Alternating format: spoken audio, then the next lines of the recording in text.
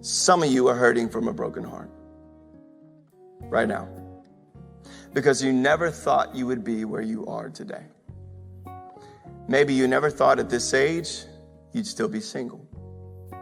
Maybe you never thought that you would have to go through a divorce. Maybe you never thought, at this point in my life, I would feel so alone. I thought I'd feel more accomplished. I thought I'd have more for myself. And what I notice is a lot of us, we start to reevaluate our life. And it's at those moments we kind of have a crisis and we look up and say, God, where you at? This was not part of the plan. This is not what I thought you had for me. And that is the moment that the enemy sees your broken heart and he tries to deceive you, to put a stronghold within your own heart.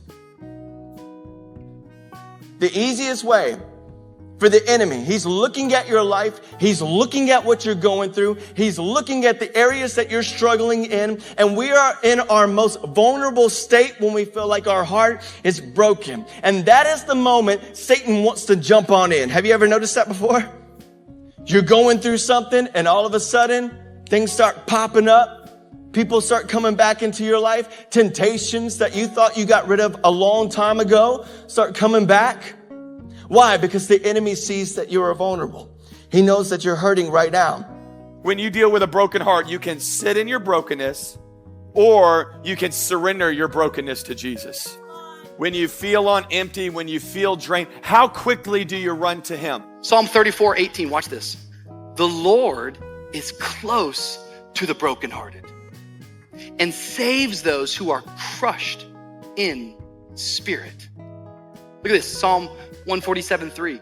He heals the brokenhearted and binds up their wounds. Here's what I know. I know that God can heal your broken heart, but you need to give him all the pieces. What does that mean? That means that you have to get honest before him and you have to receive this grace that he has for you right now, this hour, in this moment. This is so awesome to know that when you bring your brokenness to him, he will heal your brokenhearted. He will heal whatever is in shambles in your life. This is a perfect time for you to bring your brokenness to God and watch what he can do with it. And I don't know why he lets things happen or why he allows things to happen. But I do know that every negative thing, every broken thing that has happened in my life, God can turn it into something that's beautiful. God can turn it into something that is amazing. You see, this is what happens in our world today. Our world specializes in breaking. And it'll break up the relationship and break up your hope and break up your dreams. It'll break everything up. But our God specializes in rebuilding. And he can rebuild what is broken. There is hope on the other side of your brokenness. Listen, I know what it's like sometimes to have life attack you over and over again and you're on the verge of losing your faith. But I'm going to encourage you this morning, do not give up hope. For the source of all hope comes from God. Everything good in your life right now, even though it may feel like life is attacking you, is still from a loving Father.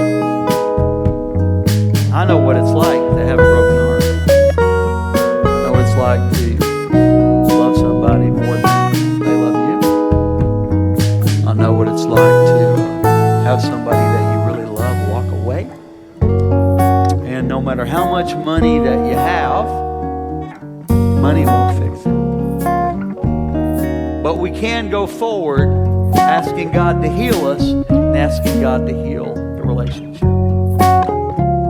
Don't judge the journey before it's over. I don't know who that was even for. Don't judge the journey of 7 miles when you hadn't even been 2 yet. See what the end will be. See what the end will be. Jesus' plan is to renew, not re-old. His plan is to renew. There needs to be a point where we let go of what was to take hold of what could be. How can I really let go of a heartache? It sounds simple, sounds obvious, but write it down. Give it to God.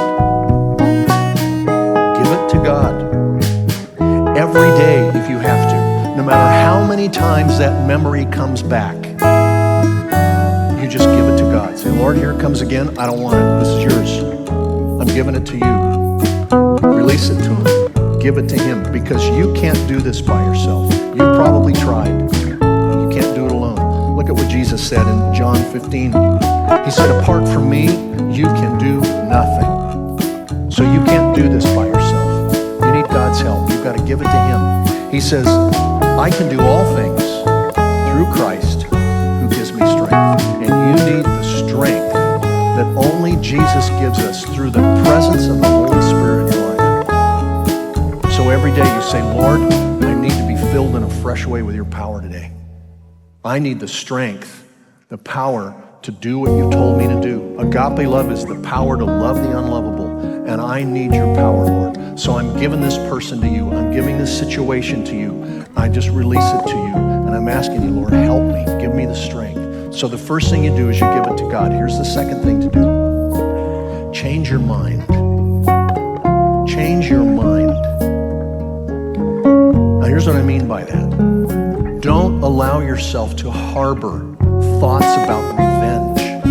Don't allow yourself to harbor thoughts of anger. When you find those thoughts coming to you, change the way you think. You give it to God, and then you change the way you think. As the Bible says in Philippians 4, it says you think about things that are lovely, not the things that were ugly. Things that are true, not the lies that were told about you. Think about the things that are praiseworthy and admirable. He says you change your focus, change your mind, and think about those things. You've given it to the Lord. You say, now Lord, I'm going to think about other things. I don't want that stuff in my mind anymore. You change the way you think.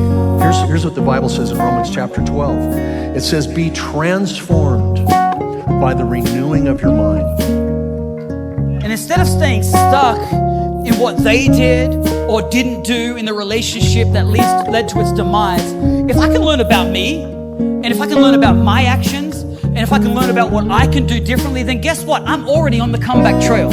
I'm already bouncing back more than I thought I would. Because unless you assess you, and unless you assess the things that you do, and reflect on the way you contribute to the breakdown, you will stay a captive to the fact that you have been redeemed, but you're still living like a captive.